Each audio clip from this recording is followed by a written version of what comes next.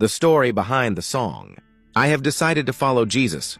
In 1904, a Welshman ventured halfway across the world to India, and he trekked up the mountains towards a remote village in the east. He was told, "Go back." The tribe in that village are famously violent, but the Welshman ignored the warnings because even these savage headhunters should have the opportunity to hear about the mercy of God.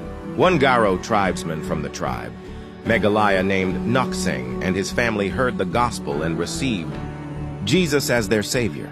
The good news was too good to keep to themselves, and they shared the gospel with others in the tribe. The chief was very angry, and he had the tribesman and his family dragged before the village. "Stop following Jesus," the chief demanded. The tribesman replied, "No, I have decided to follow Jesus. I am not turning back." The chief was furious and killed the tribesman's children. "Stop following Jesus," the chief insisted. The tribesman replied, "Though none go with me, I still will follow, no turning back."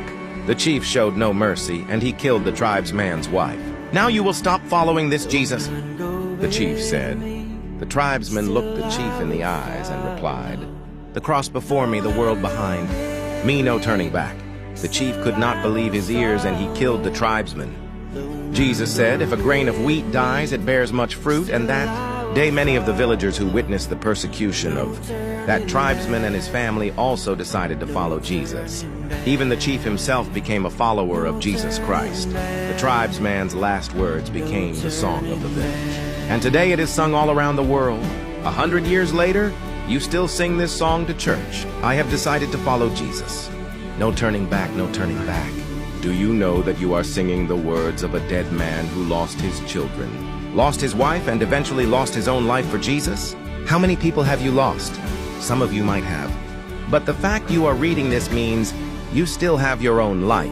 Why falter in faith when you lose the little things you value on this earth? Why do you threaten yourself to stop following Jesus when hardships come? Why do you deny Christ's lordship over your life when your friends are around? You can lose your job, lose a loved one, lose all your friends, lose an exam, lose a great opportunity, lose a romantic interest. You can lose literally everything here on earth. But remember Nokseng and the words he said when he lost everything. "The cross before me, the world behind me. No turning back." Friends, whether you have decided to follow Jesus this week, last month, last year, or many years ago, remember, Noturningbak, the Imperial Patriarch.